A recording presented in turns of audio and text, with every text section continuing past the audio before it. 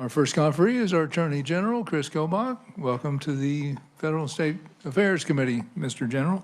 Thank you. Great to be back in front of you in the space of less than a week. And I think this is my last time, so you won't have to hear me drone on anymore after this. This is a really important bill. It's one of the highest priority bills for my office this year. And I'd be happy to answer your question too, Senator. Jason summarized it very well. I would say it does sort of three things. It clearly authorizes county sheriffs and local law enforcement to honor ICE detainer requests, which are when an individual is arrested for some crime, not like traffic offenses. Someone is actually brought into custody for some crime, and then ICE says, hey, that individual who's being arrested, who has been arrested for a crime, is also someone we've been trying to remove and is guilty of other crimes somewhere else, and authorizes them to hold on to the individual, typically for up to 48 hours, so ICE can come and get them. Second, it ensures that municipal insurance pools cover the counties that are engaged in either honoring an ICE detainer or are in a 287G agreement, which I'll explain in a minute. And then I think third and most importantly, the bill creates an incentive for counties to enter into these 287G agreements by saying that not only will they be defended by the U.S. Department of Justice, which is part of the 287G contract, but if for some reason they don't fall under protection from the U.S. Department of Justice, then the Kansas Attorney General's office will step in if there's some suit against local law enforcement. But importantly, that is if the county enters into a 287G agreement, or the city. Right now, we have 18 local units of government that have entered into 287G agreements in the last year. The Kansas Attorney General's office and the Texas Attorney General's office were the first two agencies in the country to enter into these agreements under the current administration, and the agreements changed and became more robust under the current administration in Washington. On that point, I understand that in the testimony of one of the other conferees, there's an amendment that would remove the condition being if you, the county, enter into a 287G agreement, then the Attorney General's office will step up and defend you. And it would just say, the Attorney General's office will always defend you in any relevant action. We strongly oppose that amendment because we want to create an incentive for more local units of government entering into 287G agreements. There's a lot of reasons why. One is it vastly improves the performance of law enforcement and public safety in that county. And the second one is that we are making a trade-off as the Attorney General's office. We're saying if you will enter into these agreements to assist in removing these criminals from the state of Kansas, then we will step up and expend our resources. Well, if there's no incentive, then it's just here's a whole bunch of Attorney General resources, counties of Kansas. We're not getting anything back. And last year, we proposed an amendment to a bill to require all counties to enter into 287G agreements. We backed off of that this year and say, okay, fine, we'll just give you an incentive. We're not requiring it. So if they take away if this proposed amendment takes away the incentive, then many of the benefits that would be produced by this bill would be lost. So I urge you to reject that amendment if indeed it is offered.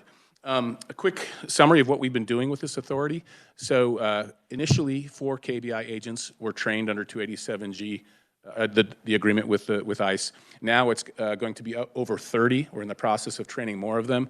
It's much easier to train under this new version of the agreement because you don't have to send your agents to Georgia, to the Federal Law Enforcement Training Center. You can do it online via Zoom and receive the training that way. They still have detailed training with face-to-face, but it doesn't have to be standing in the same room. We had a press conference, I believe it was in October or November in my office, where we announced that 10 registered offenders had been arrested using our new 287G authority by ICE.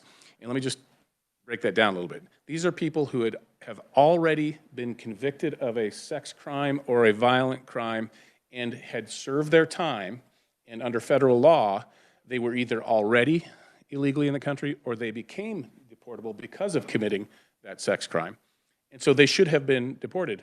Well, our KBI agents came up with a really good idea. Let's comb through the thousands of names of people who are registered offenders, and let's compare that to the known aliens that ICE knows of that they would like to see removed from the country.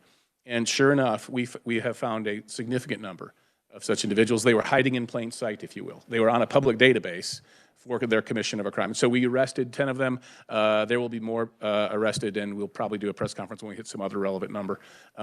So that's been very useful. Also, KBI does a lot of drug interdiction and does a lot of controlled undercover buys. And in the course of those over the past year, there have been occasions where one or more of the individuals in the group of buyers it appears not legally in the country. The KBI agent with that 287G authority was able to very quickly ascertain whether the individual is lawfully in the United States. And then we were able to contact ICE and say, hey, in the course of this drug bust, this person didn't make the buy. The person that did make the buy, we're charging on Kansas criminal charges his accomplice or associate who's in the country illegally. What do you want us to do with him? And ICE has been able to say, okay, use your 287G authority, make the arrest, and then we'll remove him from the United States. So it's been very valuable, and the more counties that are encouraged to do this, the better. These are real-world results. We have removed dangerous individuals from the state of Kansas who never should have been here and already committed dangerous crimes. I'll close by saying, again, in response to Senator Faust-Godot, the ICE detainer requests inherently hit criminals alone because ICE won't ask to detain an alien unless the alien has already been arrested by the county or the city for some crime. Only then does the detainer come in. And similarly, 287G authority, although it is broad, depending on which version of the 287G agreement a county gets, traditionally and practically speaking, the agency can use it how it wants, and our agencies in Kansas have been using it as a supplement to criminal enforcement. They don't, have the desire or the inclination to just target random individuals who are illegally in the country. Rather, it's in the course of making criminal arrests and criminal operations against criminal entities. That's where we see 287G being used. And that's it. With that, I'll take any questions. Thank you, Mr. General.